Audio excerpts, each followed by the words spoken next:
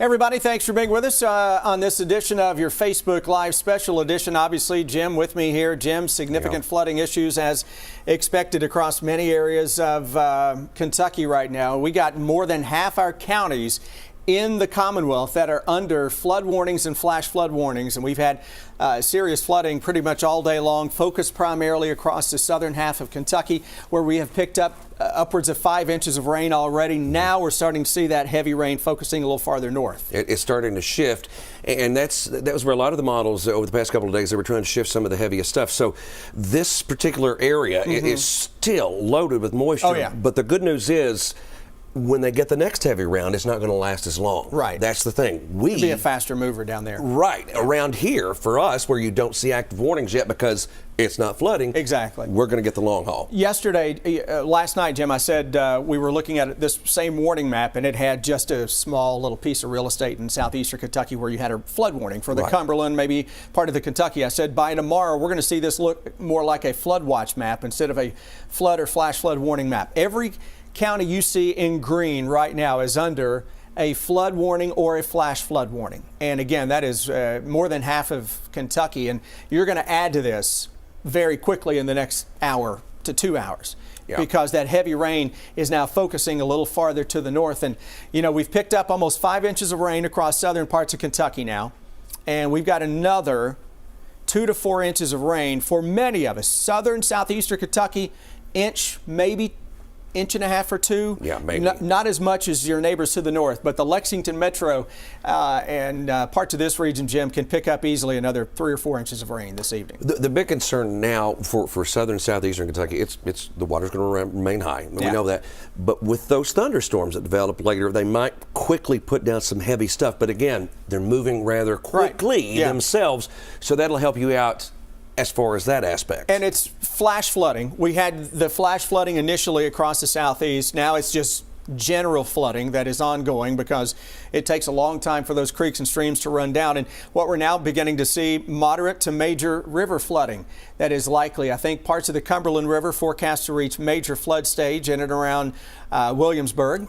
Part of the Kentucky River into Boonville, Owsley County, Ravenna into Estill County forecast to reach major flood stage, just a few feet, if I'm not mistaken, below the historic crest for both of those locations. Right. Yeah, I mean, you're talking like 2 or 3 feet from that. Yeah, literally just a couple of 3 feet. So this is a big deal along the rivers, and they'll continue to remain high for a day or so. And those forecasts can change based on more rain or less rain. Let's hope the forecast crest starts to come down a little bit. Jim, this is a map that just shows so far all the flooding reports, and I say so far because it takes a little while for these to populate, if you will. We're seeing more now creeping to the north with each passing hour, but you look at the southern half in southeastern Kentucky, the same area where we have just been inundated over the past 2 weeks. So we had a much wetter ground across southeastern Kentucky than everybody else, where you already had flooding issues on, 2 or 3 occasions in the week leading up to this? Yeah, local high water here, local high water. And of course the river, along the Cumberland River, it was already running high there in parts of Whitley County, then going over to Knox County. We already had that. And then you're getting it all the way out through Harlan as well. I mean, you're going into these issues. Absolutely. So that's what we're dealing with. Now, to make matters even worse, Storm Prediction Center continues to watch parts of central and south central Kentucky for a severe weather risk late this evening. It is a marginal to slight risk, and there's the chance in here not only for some damaging winds, but there's a low-end tornado threat across parts of this area as we go through the middle and latter part of the evening. We're just now starting to fire up some thunderstorms out around Paducah and toward Memphis, Tennessee, and all that's going to roll to the northeast. Well, as that low gets a little closer, there's a little extra spin that'll be loaded up, and it could certainly deliver that. So that's what's going to happen. So that's another concern that we have. Right there, you see it. Look at all that lightning that Chris was talking about. Going up. It's starting to light up the skies. And even individual showers starting to pop here. And that's scary. So really, Jim, for the first time, and we've been at this for a couple of years now, for the first time I have to take all the warnings off just so you can see the radar. Right. Yeah, it was too hard to see. Oh, goodness, because flood warnings, flash flood warnings, we have them in green. So the radar, notice how we are shifting the heaviest rains now farther to the north, which is really, really good if there is anything good about this across southeastern Kentucky, it's just that there's a little good news right now where you're not getting in on the nasty stuff for the next several hours. So you at least get some dry skies out there to allow some of those creeks and streams to start to come down a little bit. The heaviest rain, though, continues to target areas to the north. Here's the Cumberland Parkway over toward the Hal Rogers Parkway, so it's just a little shower or two. Now we go into areas around the Mountain Parkway, Breathitt County. We've had quite a bit of flooding here. Wolfe County, I guarantee you, in our old neighborhoods back here in Sayersville, Jim. Right. We're likely seeing some flooding issues, and that's going to continue along the Mountain Parkway to Interstate 64. And the Lexington Metro, south side of town, has picked up a lot more rain than the north side of town on the day by more than a ½ inch or so. But you can see those heavier rains are now focusing farther to the north as this whole mess continues to really gain steam out here into western Kentucky. And you can see how the concern is for some severe storms here to pop out ahead of that main line in western Kentucky and West Tennessee. It's warming up a lot right there. It is, yeah. Everybody knows you need a certain level of warmth to really get some of those storms to crank. And there you go. And there's your low. Right there. There is the warmer air, if you will. Certainly there's a ton of moisture coming out of the Gulf of Mexico because the Gulf of Mexico is now, it's warmer than normal by far. The water temperatures down there, they're just crazy, crazy warm. So we're seeing that surge coming to the north and going right into this system. Yeah, they're right there. Just watch that. And then this. Yeah, watch this. 8 o'clock. This is 10 o'clock. Notice how this isn't moving very much at all. There's midnight. Now we start to see, Jim, what may be some damaging winds in there, if not a weak spin up. By 2 in the morning, 4 a.m., 6 a.m., 7 a.m. Now you're seeing the heaviest rain out of town, but there's one more burst of really heavy rain that goes over to snow.